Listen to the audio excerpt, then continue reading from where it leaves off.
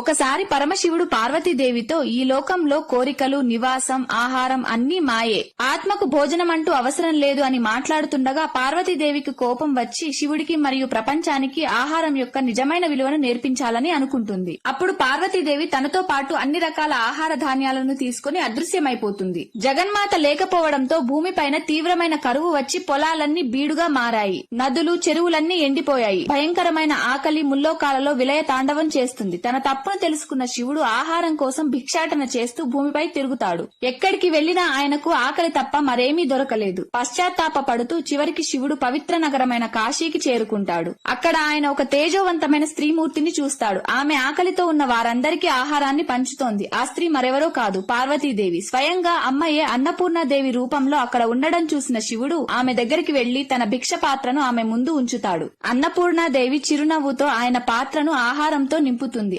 ఆహారాన్ని తినగానే శివుడి ఆకలి వెంటనే తీరుతుంది. అలా సమస్త విశ్వం యొక్క ఆకలి తీర్చడానికి అన్నపూర్ణాదేవి ఉద్భవించింది. అన్నపూర్ణాదేవి